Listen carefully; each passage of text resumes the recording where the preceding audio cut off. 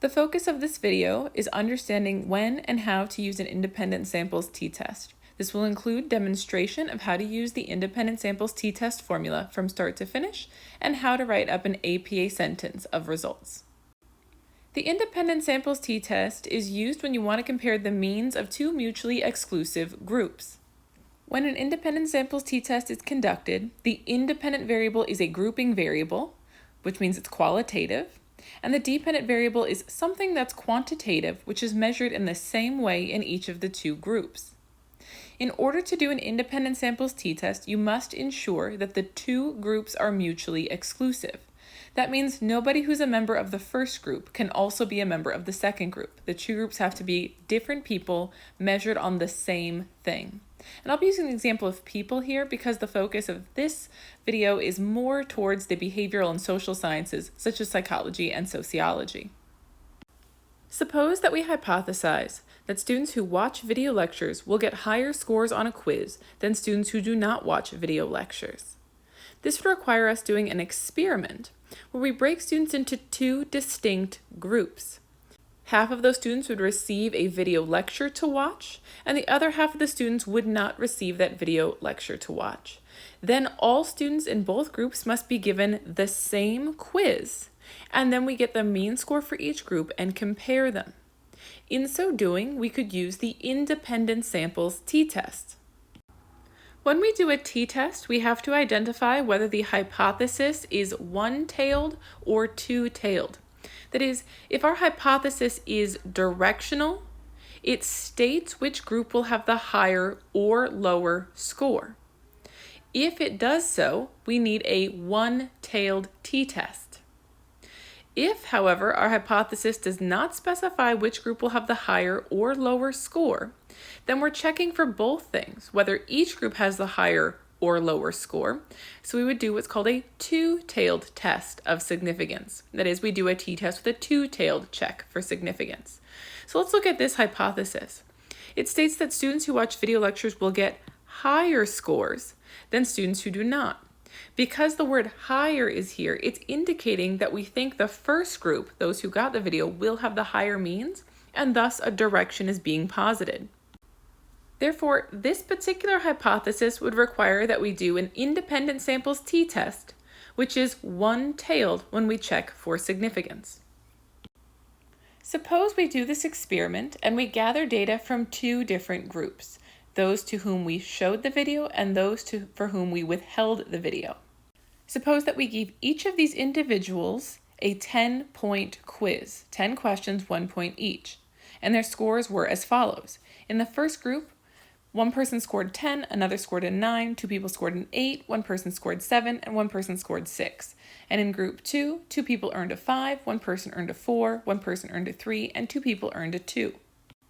Our hypothesis is that the two groups are going to differ on average. So the average that gets used here is the mean. So the first step we need to do is find the means. The formula for the mean is x bar equals the sum of x's divided by n. So that tells us to add all the raw scores, then divide by the sample size. So first, we'll sum all the x values. My sum of x for group 1 is 48, and my sum of x for group 2 is 21. Now we divide those sums by the sample size. When I do this, I get that the mean is 8 for group 1 and 3.5 for group 2. Now, if I had decimal numbers here, I would keep them written out to at least 4 decimal places. But because my answers are whole number 8 and 3.5 with just zeros after it, I can leave them rounded like this. But if I had had something like 6.6666 continuous, I'd want to keep that to 6.6667 because when we start to use this in the t-test formula, we want any rounding error to be buried far away from where our final answer is going to land. Our final answer gets rounded to the hundredths place, so we want to put any error due to rounding far enough away from that it's not going to have much or any impact on our answer. So if you end up with decimal numbers, for steps, keep everything to 4 decimal places, the 10,000ths place. But if you're getting a final answer and you're using APA format, which is typical of psychology, you can round the final answer to the hundredths place. However, because 8.0000 and 3.50000 are the same in their meaning when we calculate as 8 and 3.5, I'm going to leave those decimal places out. The key to doing well in statistics is organization. So once I have my means, I'm just going to write them up at the top next to my sample sizes so that I can keep track of all of the key pieces as I'm solving. This becomes particularly important if you're taking a statistics class where there are multi-step problems, such as the t-test formula. Next, we need to find the standard deviation for each group. Recall that the formula for a standard deviation of a sample asks you to get the sum of squares divided by n-1 and then square root. We'll actually be squaring it when we put it in the formula, but let's find the standard deviation first. First, let's find the deviation of each raw score for each group. I find the deviation by subtracting the mean from each raw score. I like to use this column setup to keep my steps organized. Once I have my deviations, I need to square those deviations. Once I've done that, it's time to sum those squared deviations. This part of the formula that we've just completed is called the sum of squares. It's the numerator of the standard deviation formula. My sum of squared deviations for the first group was 10, and for the second group was 9.5. Next, we divide by sample size minus 1, which gives me 2 for group 1 and 1.9 for group 2. And for our last step, we're going to square root. When I get my standard deviations, I get some fairly long decimal numbers. Because I'm going to be plugging these into a bigger formula later, I want to leave these to at least 4 decimal places. So my standard deviation for group 1 is 1.4142, and for group 2 is 1.3784. Now that we've got our sample sizes, means, and standard deviations for each group, we're ready to move on to using the independent samples t-test formula. I'm just going to scoot my results so far over to the corner so I have room for our formula. When we look at the independent samples t-test formula, it can look rather complicated, but the steps themselves are actually quite easy. There's just a lot of them. We've got some subtracting in several places in our formula.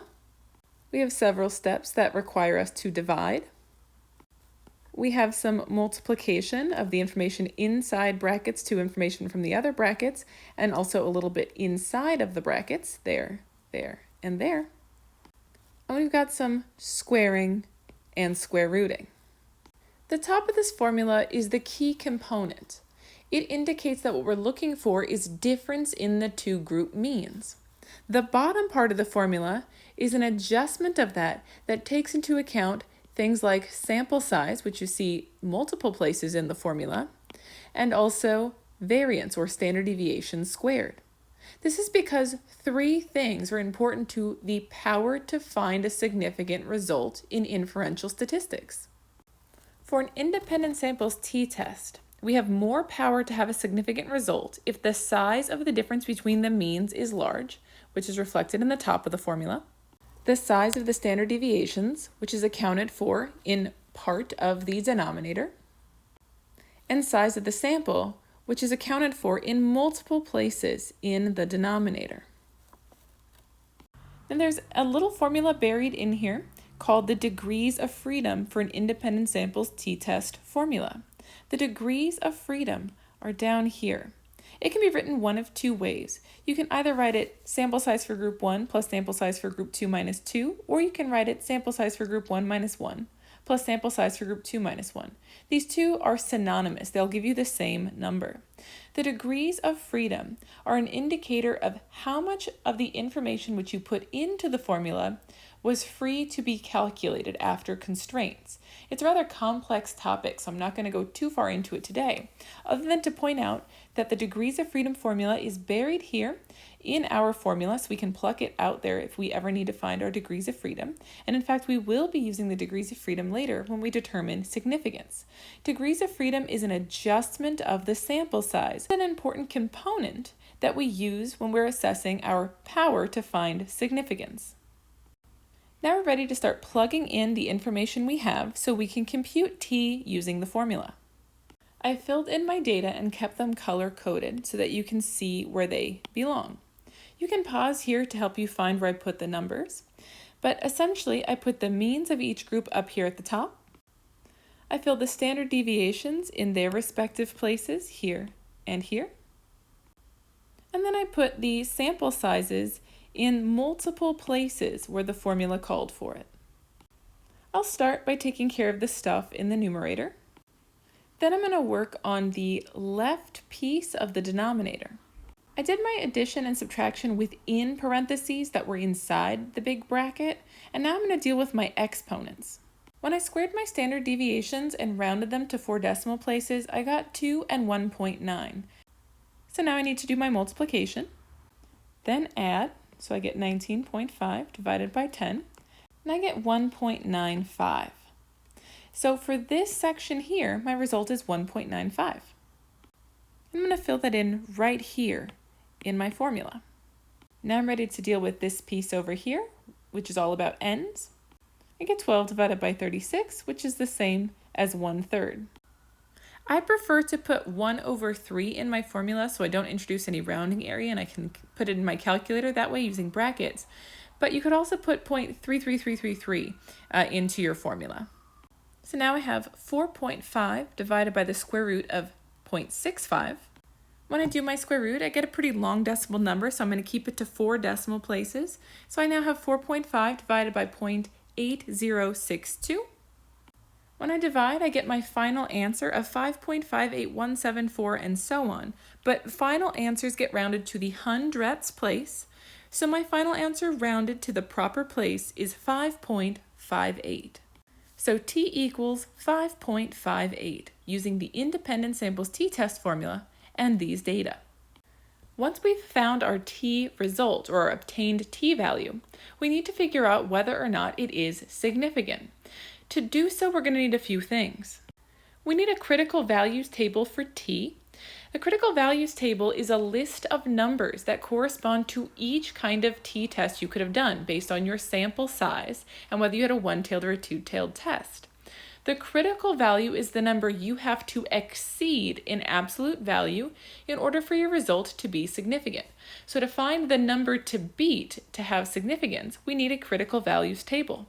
And in order to use the critical values table, we're going to need to know the degrees of freedom and whether we had a one-tailed or a two-tailed test. Remember, if our hypothesis is directional, we use a one-tailed test of significance. If it's non-directional, we use a two-tailed test for significance. And the degrees of freedom for an independent samples t-test is sample size of group 1 plus sample size of group 2 minus 2. It's total number of people or cases minus number of groups. So for an independent samples t-test, it's always degrees of freedom equals total sample size minus 2. So our DF was 10, and we had a one-tailed hypothesis. This is an example of a critical values table for a t-test. This can be used with an independent samples t-test or a dependent samples t-test. First, we need to know whether our hypothesis required a one-tailed test or a two-tailed test. If our hypothesis required a one-tailed test, we would look to the right side of this page. For a two-tailed test, we'd look to the left side of the page. Our hypothesis was one-tailed, so we'll be using the one-tailed side of the sheet. The next thing we do is look at our degrees of freedom column and locate the number that corresponds to our data set. Our data set had a sample size of 12 and 10 degrees of freedom. So we'll be looking at the row corresponding to 10 degrees of freedom. I'm left with two options. My critical value is either 1.812 or 2.764. Well, let's look at the top of this chart. It shows you what are called alpha levels. The first one is for when we want to be 95% sure of our result. For the second one is when we want to be 99% sure of our result before we declare that our result is significant. In the behavioral sciences, we use a p-value of less than 0.05 most often. This stands for the probability of a type 1 error is less than 5%. So we tend to use this middle column in the behavioral sciences. So for a one-tailed test with 10 degrees of freedom and an alpha set at being 95% sure our result is significant, our critical value is 1.812. That's the number we have to beat. If our t-value is greater than the critical value of 1.812 in absolute value, then our result is significant.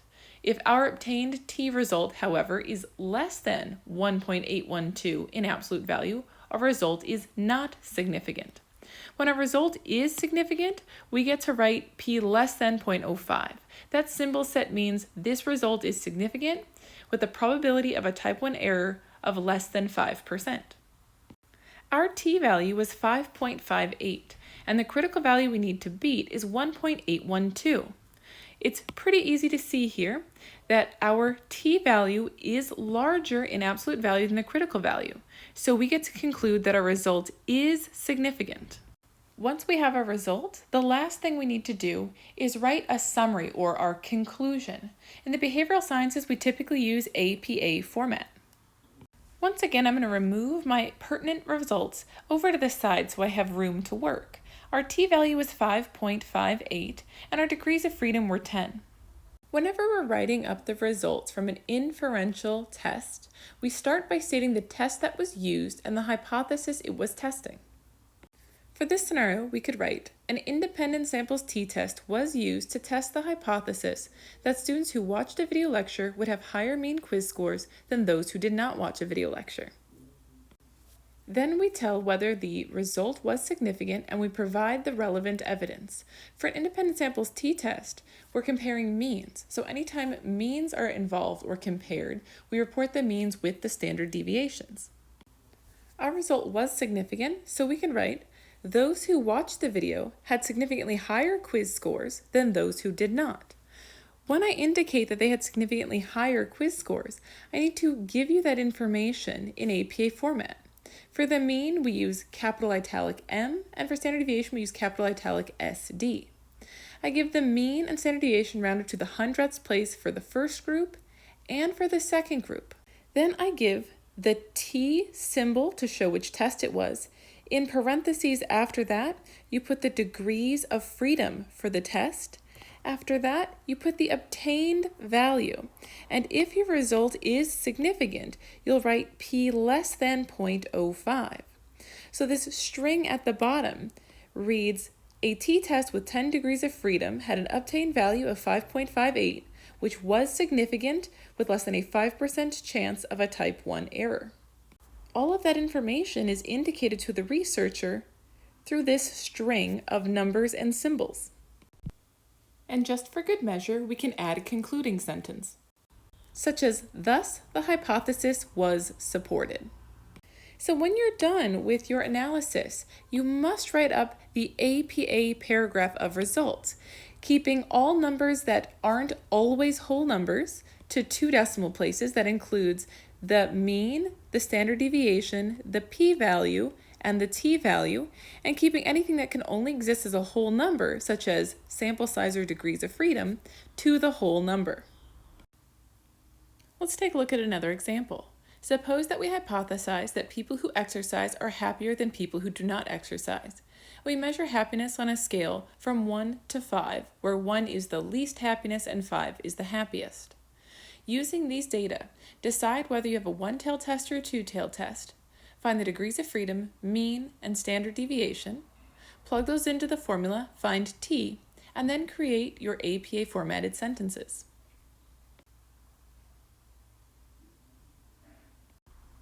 The sample sizes were each 5. For group 1, the mean was 4.20 with a standard deviation of 0.8367. For group 2, the mean was 2.40 with a standard deviation of 0.5477. Remember to square the standard deviation to turn it into variance when you have it in the t-test formula. When you calculate, you should get t equals 4.02. The critical value is 1.860 because we're using a p-value of less than 0.05, also known as an alpha level. The degrees of freedom were 8, and we had a one-tailed hypothesis. For our APA, we could put an independent samples t-test was used to test the hypothesis that those who exercised would be happier than those who did not. We found those who exercised had significantly greater happiness, mean of 4.2 and SD of 0.84, than those who did not exercise, mean of 2.40 and SD of 0.55. A t-test with 8 degrees of freedom had a result of 4.02 with a p-value less than 0.05. Thus, the hypothesis was supported. Keep in mind that though the formula uses standard deviation squared, also known as variance, that in our write-up we use standard deviation. Another thing you need to keep in mind is that the mean, the standard deviations, the t-value, and the p-value are all numbers that could have decimals. So for these we must round to the hundredths place. But when we're doing the degrees of freedom or sample size, we round it to the whole number because those typically only can exist as whole numbers. And remember that when we use p less than 0.05, we're saying our result was significant. And we use p greater than 0.05 if our result was not significant. Therefore, when you're done writing your APA paragraph, you should always double check and make sure that your p-value agrees with your statement. Here we said that there was a significant difference, so we showed the proper form of p less than 0.05.